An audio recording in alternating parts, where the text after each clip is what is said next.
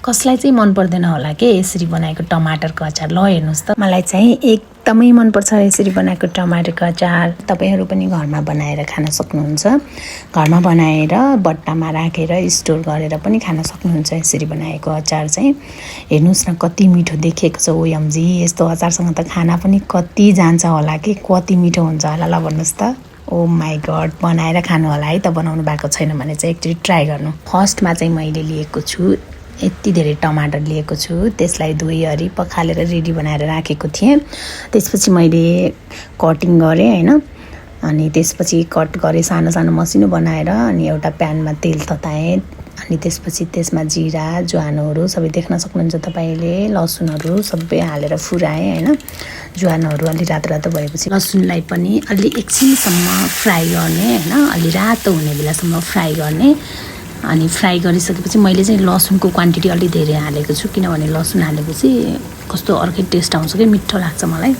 लसुनको मात्रै अचार पनि मिठो लाग्छ, त्यही भएर मैले चाहिँ लसुन अलि धेरै राखेको छु। तपाईँहरूले नि आफूलाई स्वादअनुसार राख्न सक्नुहुन्छ।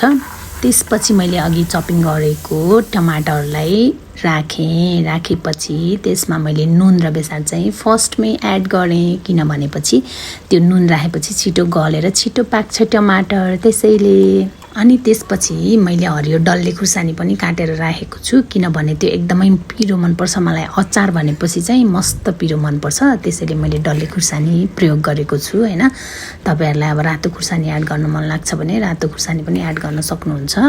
अनि मैले मजाले पकाएको छु। जुन टमाटरको पानीहरू हुन्छ नि, त्यो पानी पनि सुकाउनुपर्छ, मजाले पकाउनुपर्छ। अनि त्यसपछि मैले त्यहाँ माथिबाट मसलाहरू एड गरेँ, मसला अनि अलिकति रातो खुर्सानी पनि राखिदिउँ भनेर मैले भुटेर राखेको खुर्सानी थियो, त्यो खुर्सानीलाई पनि एड गरेँ मैले। त्यो हरियो खुर्सानी पनि एड गरेँ, मसलाहरू सबै नुनसुन सबै कुराहरू मिक्स गरेँ हैन।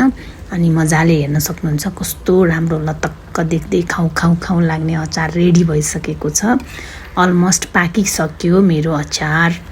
ओके, अचार रेडी भइसकेको छ।